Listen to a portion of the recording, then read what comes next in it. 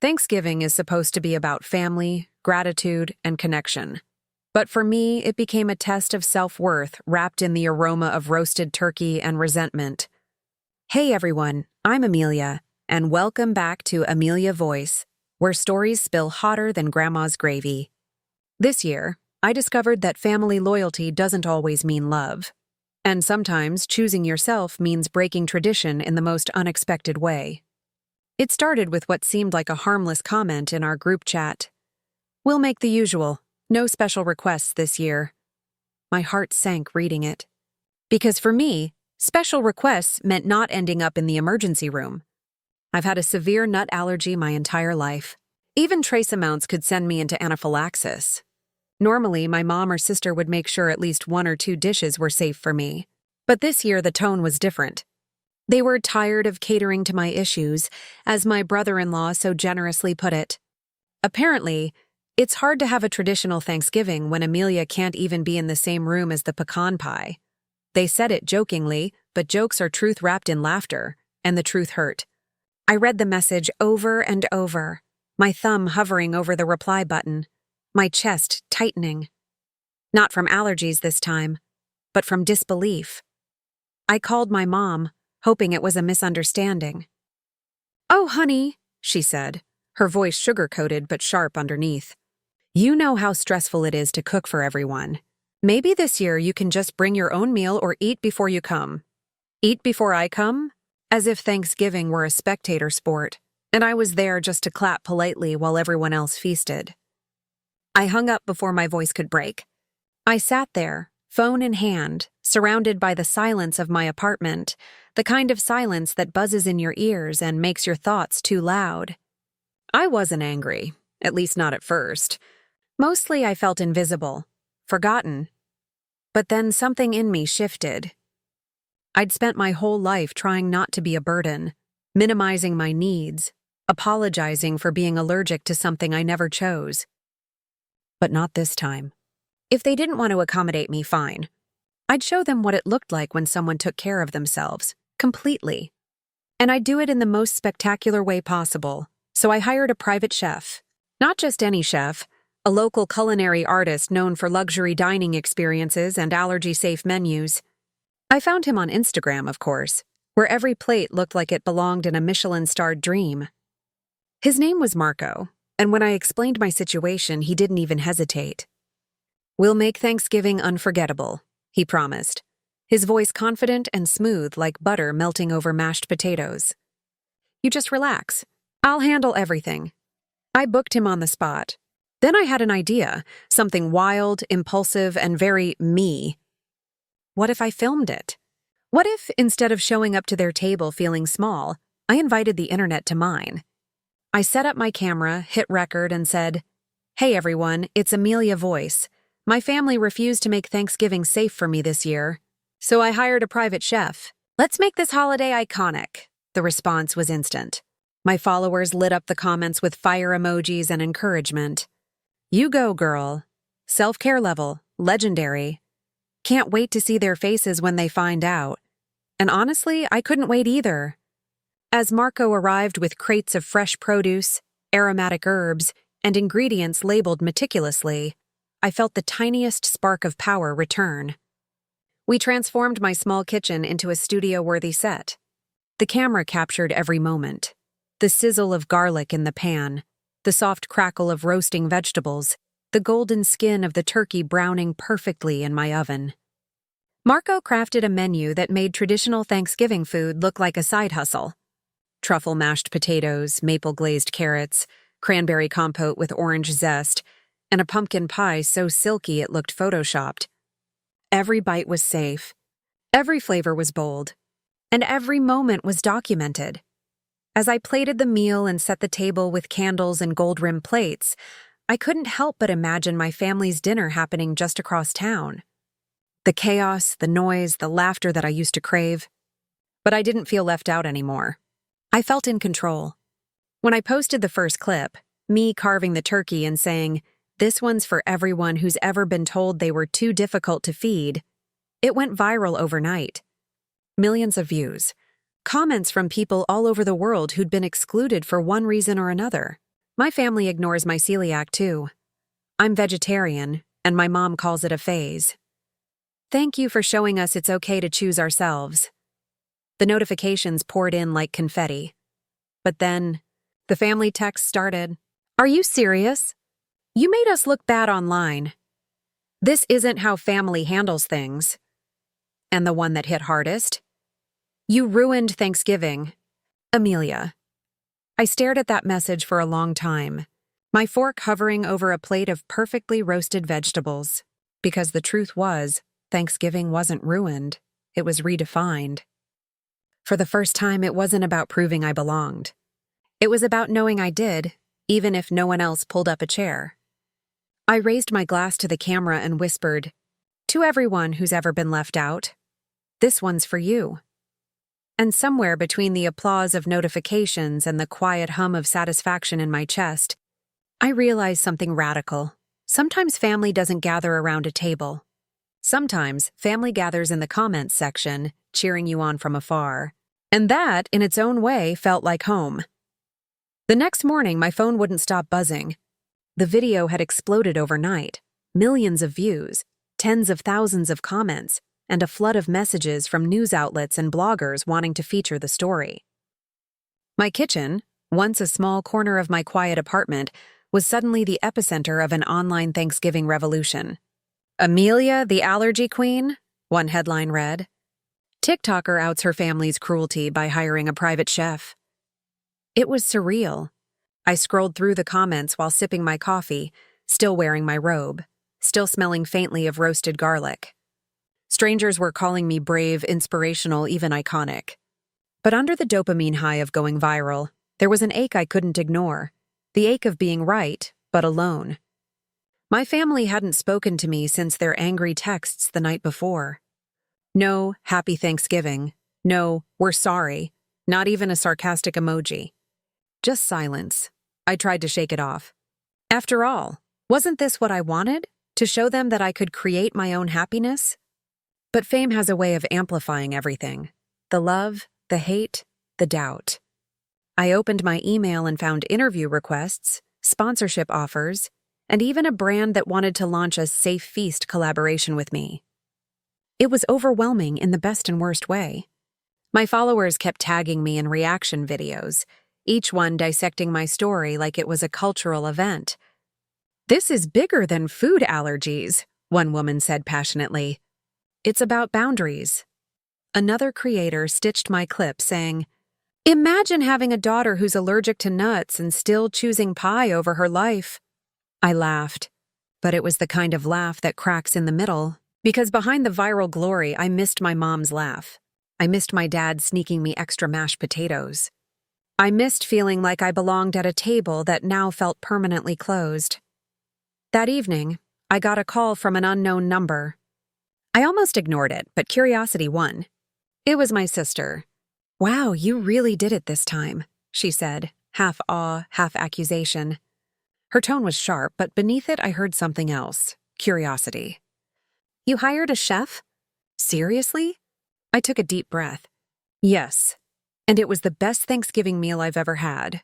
Silence stretched on the line. You made Mom cry, she said finally. She said you embarrassed the family. My heart clenched. I didn't embarrass anyone. I told the truth. You didn't have to tell the whole internet, she shot back. I wanted to explain that it wasn't about revenge, it was about being seen. About reclaiming something that was taken from me. But I knew she wouldn't understand, not yet. I didn't do it to hurt anyone, I said softly. I did it to protect myself. There was a pause, then a sigh. Well, she muttered, you definitely got everyone talking. And just like that, she hung up. After that call, I sat on my couch staring at my reflection in the dark TV screen. The glow from my phone notifications danced across my face. People were calling me empowered, fearless, revolutionary, but inside I just felt human. I hadn't planned to become the poster child for allergy awareness or family estrangement. I just wanted to eat dinner without fear. But maybe that's what made it powerful. It wasn't curated rebellion. It was raw truth. Later that night, I decided to record a follow-up video. I sat at my kitchen counter, No makeup, no filters, just me. "Hey everyone, it's Amelia," I began. "First, thank you for all the love. I'm blown away by the support. But I want to be honest, I didn't post my Thanksgiving to shame anyone. I did it because I was tired of shrinking myself to make others comfortable. If you've ever felt that way, this is your reminder. You deserve a seat at the table, too." I paused, my throat tightening. Even if you have to build your own, that video hit even harder. Within hours, comments poured in from people sharing their own stories. Food allergies, disabilities, cultural differences, family rejection. The internet had turned my personal rebellion into a movement. Hashtags like MySafeTable and Eat Without Fear started trending. Someone even made a remix of my original clip with dramatic music and the caption, "The Revolution of Thanksgiving." It was equal parts hilarious and empowering. Marco, my private chef, messaged me, "You've started something bigger than food. Be proud." I smiled. He was right. For once, my pain had purpose. But as the internet crowned me their Thanksgiving heroine, my phone lit up again, with a text from my mom. Just 3 words. "We need to talk." My stomach dropped. I didn't know if it meant reconciliation or another round of guilt. I stared at the screen, torn between relief and dread. Part of me wanted to ignore it, to stay in my new bubble of empowerment. But another part, the one that still missed the smell of her kitchen and the way she hummed while basting the turkey, wanted closure. Maybe even forgiveness. I typed back slowly, "Okay, when?" Her reply came almost instantly, "Tomorrow. Come by at noon." I exhaled, unsure if I was walking into an apology or an ambush. Either way, I knew one thing for certain. This Thanksgiving wasn't over. It had only just begun. The next day, the sky hung low and gray, matching the knot in my stomach as I drove to my parents' house. My fingers drummed the steering wheel, every mile stirring up a new wave of doubt. Should I have come? Was this a trap? The air felt thick with the kind of anticipation that only comes before emotional storms. When I pulled into their driveway, the familiar sight of my mom's porch, the wind chimes, the faded welcome mat, hit me with a mix of nostalgia and nausea. I hadn't been here since last Thanksgiving, and even though everything looked the same, it felt different. I sat in the car for a minute, breathing in, trying to steady myself.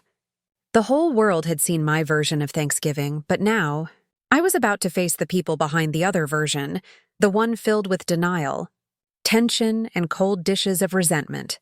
When I finally stepped inside, the smell of cinnamon candles and leftover stuffing hit me. My mom was at the kitchen counter, wiping a plate that didn't need cleaning. She looked up when she heard the door. "Amelia," she said softly. There it was, that familiar tone, half warm, half wary. My dad sat at the table, newspaper in hand, but eyes glued to me instead of the print. "You look tired," he said awkwardly. "You too," I replied, forcing a smile. My sister wasn't there, which somehow made the silence even louder. For a few seconds, no one spoke. The hum of the fridge filled the space between us like static. Finally, my mom set down the plate, folded the towel, and faced me. "You embarrassed us, Amelia," she said. Her voice trembled, not with anger this time, but something closer to hurt. I took a breath. "Mom, I didn't mean to embarrass anyone. I just wanted to show people what it's like to live with an allergy when your own family doesn't take it seriously." Her eyes flashed. "We take it seriously. You act like we tried to hurt you." "You didn't have to," I said quietly. "You just had to ignore it." My words hung in the air like smoke, impossible to wave away. My dad sighed, leaning back. "You could have handled it privately," he muttered. "Not everything needs to be online." I wanted to shout that they had forced me into silence for years, that this was the only way I could finally be heard, but instead, I spoke softly, choosing my words like fragile glass. "I've spent my whole life trying not to inconvenience anyone. Do you have any idea what it's like to sit at a table where you can't touch half the food? Just praying no one cross-contaminates your plate?" My voice broke. "Do you know what it feels like to watch everyone else enjoy a meal you can't even safely breathe near?" My mom's face softened, but pride kept her posture rigid. "You could have told us you felt that way," she said. I laughed bitterly. I did, every year. And every year, someone still made the pecan pie. She looked down at her hands. The silence that followed was heavy, an entire history of misunderstanding sitting between us. Finally, my dad said, "We didn't realize it hurt you that much." I wanted to say, "How could you not?" But the words stuck in my throat. Instead, I said, "It's not just about food. It's about being seen. Every time you brushed off my allergy, it felt like you were saying I mattered less than a recipe." For a long moment, no one moved. Then my mom stepped forward and did something I didn't expect. She hugged me. Not the stiff, polite kind of hug you give out of obligation, but a trembling, desperate one. "I'm sorry," she whispered into my hair. "We were wrong. We thought you were being picky, not scared." That cracked something open inside me. The tears came before I could stop them, spilling down both our faces. My dad stood too, awkwardly patting my shoulder in that fatherly way that says more than words ever could. "We saw your video," he said. "We didn't like it, but we understood it." When we finally sat down at the table, my mom brought out a container. "I made something for you," she said shyly. Inside was a small pie, crust golden, filling creamy orange. "Pumpkin," she said quickly. "No nuts. I triple-checked every ingredient." My chest tightened. It wasn't perfect, but it was something. A gesture, a beginning. "Thanks, Mom," I said softly. "It's beautiful." We ate in silence for a while, the kind of silence that felt like healing rather than hostility. For the first time in years, I didn't feel like a guest in my own family. After a while, my mom broke the quiet. "You know," she said, trying to sound casual, "you could invite that chef over next year. Maybe we can all cook together." I smiled, half in disbelief, half in relief. "Marco?" I asked. "Yeah," she said, chuckling. "The man who made you famous." My dad rolled his eyes. "We're never hearing the end of that, are we?" I laughed for real this time. The tension cracked open like the crust of that pie, revealing something tender underneath. As we sat there, the weight of anger slowly giving way to understanding, I realized something profound. Sometimes, you have to step away from the table to remind people you deserve a seat at it. And sometimes, if you're lucky, they'll build you a new one. That night, as I drove home under the soft glow of streetlights, I felt lighter. My phone buzzed with notifications again, but this time I didn't rush to check them. For once, it wasn't about the internet or the comments or the validation. It was about quiet reconciliation, the kind that doesn't need to go viral to matter. I thought about how this all started with rejection and ended with something close to forgiveness. The world had seen my pain, but now my family had too. And that made all the difference. Maybe, just maybe, next Thanksgiving would be less about the menu and more about the meaning. The days that followed felt like a strange calm after a storm, the kind that leaves debris scattered everywhere, but also that unmistakable freshness in the air. I woke up the next morning to sunlight pouring through my curtains, brighter than it had seemed in weeks. The video was still trending, my follower count was still skyrocketing, and brands were still sliding into my inbox, but my heart wasn't chasing those numbers anymore. Something had shifted. For the first time since this whole thing began, I wasn't thinking about views or revenge or validation. I was thinking about healing. My mom texted me a picture that morning, her kitchen counter lined with ingredient labels, each one neatly marked nut-free.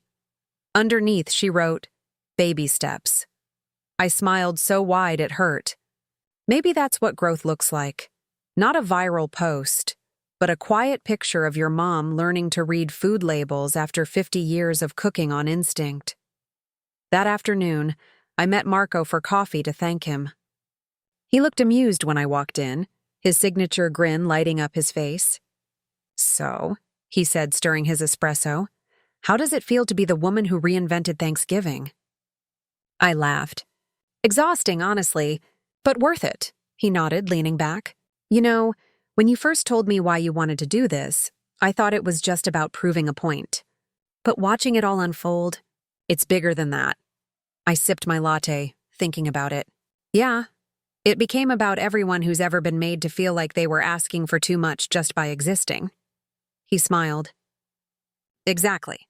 You didn't just make a meal, Amelia. You made a movement. Hearing it out loud gave me chills. The idea that something born out of pain could ripple outward and empower so many people, it was humbling. We sat there for a while, talking about life, about food, about how something as simple as an allergy could expose how fragile love can be when it's not backed by understanding. Before we parted, Marco said something that stuck with me. The table's only meaningful when everyone has a seat. That night, I went live for the first time since the viral chaos began. My followers poured into the chat, thousands of them, hearts and comments flooding the screen. "Hey guys, it's Amelia," I said, smiling into the camera. "It's been a wild week," the chat exploded. "We love you, Amelia! You're a legend!" "Did your family apologize?" I laughed softly. "Yeah, we talked. And honestly, it wasn't easy, but it was real. That's all I could ask for." I paused, choosing my words carefully. I know this story started with me, but it's not just about me anymore. It's about every person who's ever had to shrink to fit someone else's comfort. I want you to remember, you don't owe anyone an apology for protecting your peace. You don't have to sit at a table that endangers you, physically, emotionally, or otherwise. I looked directly into the lens, my voice steady. Sometimes love doesn't sound like acceptance right away. Sometimes it sounds like resistance first.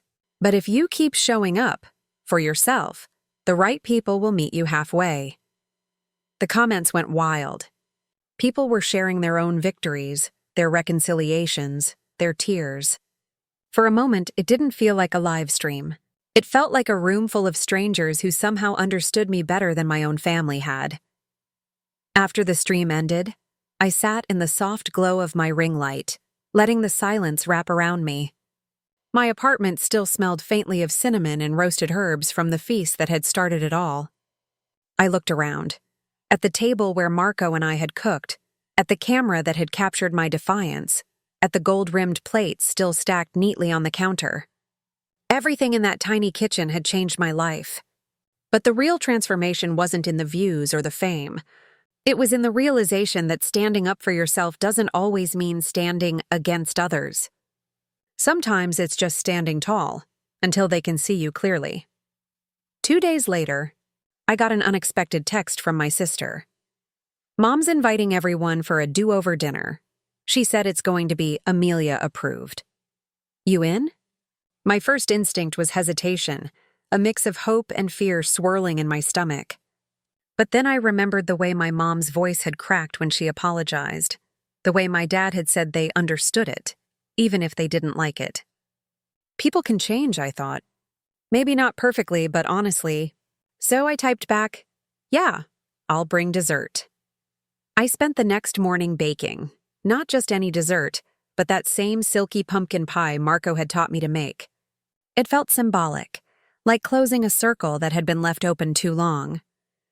When I arrived that evening, the table looked different, literally and metaphorically. Every dish was labeled. Every ingredient list was on display. My mom had even made a new sign that read, "Safe and delicious Thanksgiving round 2. It was cheesy and adorable and perfect. We laughed, we ate, and for the first time, I didn't feel like I was tiptoeing through danger. My sister clinked her glass against mine and whispered, "You changed the family, you know." I smiled. Maybe we all changed each other. My mom raised her glass then, voice trembling just enough to sound real. "To Amelia," she said, "for teaching us how to listen." Everyone repeated it, "To Amelia." And for the first time in a long while, I didn't want to cry from hurt. I wanted to cry from joy. Later that night, I posted one final video. Not dramatic, not viral bait, just honest. A soft clip of us laughing around the table, followed by a caption. Sometimes the loudest message is forgiveness. This year, we didn't just make food. We made peace. The comments were full of hearts, tears, and stories of families trying again. And as I set my phone down, the smell of nut-free pie filling the air, I realized the story wasn't about vengeance or validation anymore. It was about choosing yourself and teaching the people who love you how to love you better. Sometimes the world needs a viral video to start a conversation. But sometimes the real revolution happens quietly, over dessert, when everyone finally feels safe to eat.